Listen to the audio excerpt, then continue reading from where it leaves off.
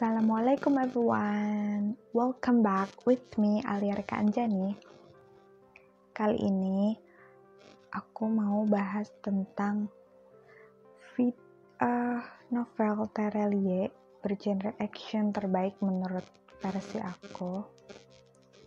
Karena kenapa aku mutusin buat bahas ini, karena banyak banget yang bilang atau muncul banyak stigma bahwa Terelie itu ya berkutat sama genre yang romance, dan mereka nggak tahu aja gitu kalau Terelie tuh punya novel dengan berbagai macam genre, sampai dia tuh dijuluki penulis lintas genre karena dia nggak cuma nulis romance, dia juga nulis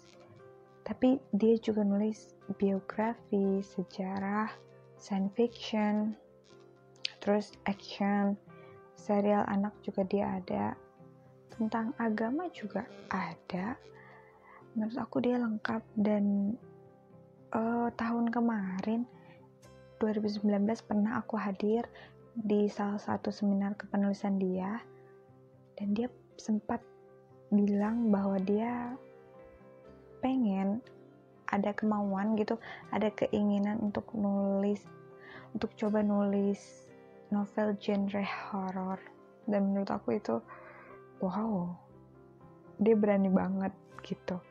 So kita tunggu aja perkembangan tulisan Tere, kalau benar dia nantinya nerbitin novel horor.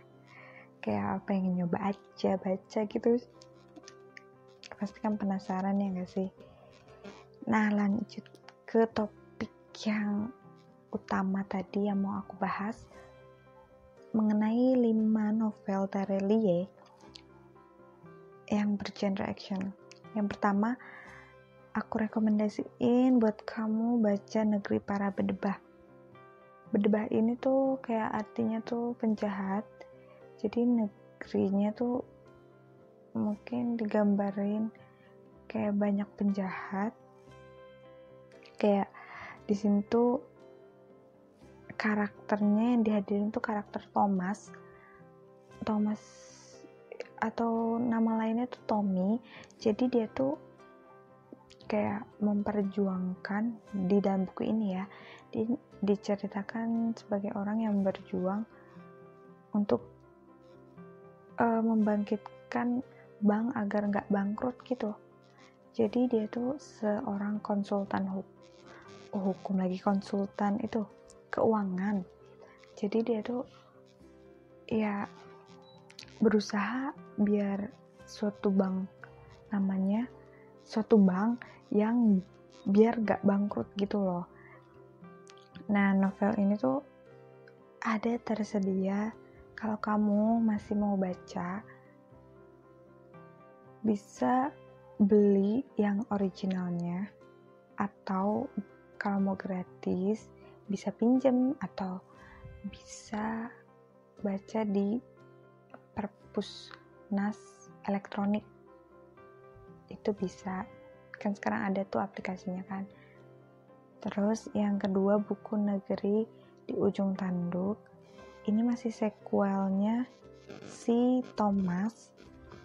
Jadi ini tuh lebih kental lagi ya, kayak aksi-aksinya gitu.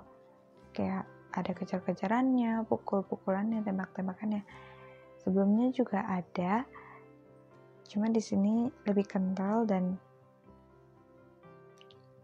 ini tuh kayak kenapa dikasih judul Negeri di Ujung Tanduk, karena benar-benar di novel ini tuh digambarin kalau negerinya itu udah dipenuhi oleh orang-orang yang gak peduli dan memilih diam saja kepada keadaan yang emang udah genting banget.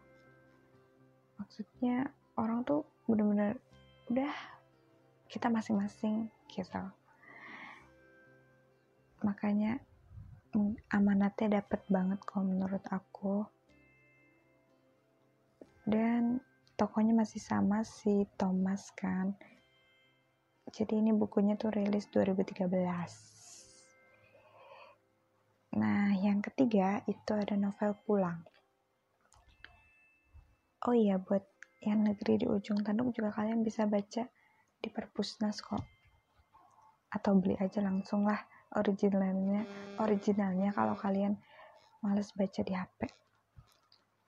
Nah, selanjutnya kan tadi Pulang. Nah, Pulang ini menghadirkan tokoh bernama Bujang. Nama lainnya tuh dia Agam, terus sama julukannya tuh si babi hutan. Nah, dia di sini tuh kayak gak cuma action,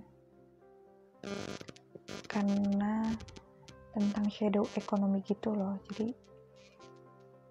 Jadi tuh yang bikin ada actionnya karena shadow economy kan kayak saling bersaing ya antar perusahaan gitu, perusahaan shadow. Jadi si Bujang ini tuh kayak dilatih menjadi tukang pukul gitu. Maksudnya jadi antek-anteknya perusahaan shadow economy. Karena bapaknya si Bujang ini dulunya juga emang bekerja menjadi bagian shadow economy. Dan nantinya si Bujang ini dipercaya jadi tokoh besar atau pimpinan salah satu perusahaan shadow economy. Nah, novel ini tuh rilis 2015. Masih bisa ada, aku pernah lihat di iPusnas ada novel ini. Kalau kalian mau baca atau kalian bisa beli originalnya. Nah, selanjutnya novel Pergi ini juga masih sequelnya novel Pulang, jadi masih menceritakan tentang tokoh Bujang, masih tentang shadow economy. Tapi di novel Pergi ini awal novelnya tuh kayak dibuka pertemuan antara si Bujang ini sama Diego ini siapa? Diego ini juga adalah saudara tiri si Bujang. Jadi bapak mereka tuh sama, namanya Samad. Bapak mereka sama, tapi ibunya beda gitu. Jadilah saudara tiri gitu. Nah, jadi nggak cuma terus kayak di sini tuh kayak flashback ke kehidupannya si bapaknya Bujang sama Diego ini. Kenapa mereka bisa beda ibu? Di mana pertemuan si Samad sama si ibu-ibu mereka ini gitu kan. Pokoknya seru banget karena ini tuh itu loh ke negara-negara luar kayak Spanyol, Rusia. Pokoknya seru banget dan banyak kosakata Spanyol kayak señorita gitu-gitu deh. Pokoknya menurut aku menarik banget dan actionnya pun keren banget. Dan di sini tuh pokoknya lebih menonjolkan cerita kisah si bapaknya Bujang sama Diego, yaitu Samad, dan nampilin keromantisannya sama actionnya dari si Samad ini. Dan terakhir itu ada novel Pulang Pergi atau PP. Ini novel baru banget dan belum ada versi cetaknya, baru ada versi Google Playbook atau e-booknya. Jadi kalian bisa baca dan membelinya di Google Playbook. Nanti mungkin linknya aku kasih di description box. Jadi kalian bisa langsung cek aja kalau mau baca, mau beli, langsung cek aja. Dan novel ini sempat sebelumnya aku udah pernah review. Kalau kalian mau lihat bisa klik di sini. Di situ aku udah review secara lengkap, benar-benar aku utarain semua yang aku rasakan setelah membaca ebook ya, lebih tepatnya ebook Pulang Pergi ini. Jadi tuh pokoknya ini masih menceritakan tentang bujang, masih tentang shadow economy, dan aku tuh lebih menariknya lagi karena dia menghadirkan, sebenarnya nggak baru di novel ini sih, di novel dari pas ini novel Pergi itu udah kayak nampilin kayak mafia Yamaguchi, bukan mafia ya, kayak shadow economy, perusahaan shadow economy yang dipimpin oleh Yamaguchi. Terus Bratva itu tuh pokoknya kan di dunia nyata emang udah ada tuh kan. Dan menariknya Terelie tuh bisa melakukan riset tentang Yamaguchi, Bratva, dan dimasukin ke novel ini. Jadi kayak nyata banget gitu. Kayak kan kalau di dunia nyata kita nggak tahu ya bagaimana perkembangan shadow economy karena kita nggak ngeliat. Nah kalau di sini tuh kayak bener-bener kayak imajinasi kita tuh bener-bener kayak dibuat nyata gitu. Kayak bener-bener ada perebutan kekuasaan, kejar-kejaran di situ, kejar-kejaran si bujang, berantem-beranteman pakai senjata juga sih, tapi bukan actionnya tuh kayak dapet hidup banget menurut aku. Kok bisa ya? Karena menurut aku tuh susah loh buat nampilin action. Kan kalau di film enak ya, ada sound effect-nya, ada karakter tokonya. Cuma kan kalau tulisan gini menghidupkan suasana action itu sedikit sulit, nggak mudah karena modalnya tuh cuma kata-kata ya nggak sih. Kayak ini keren banget menurut aku, udah hidup banget actionnya, aku suka.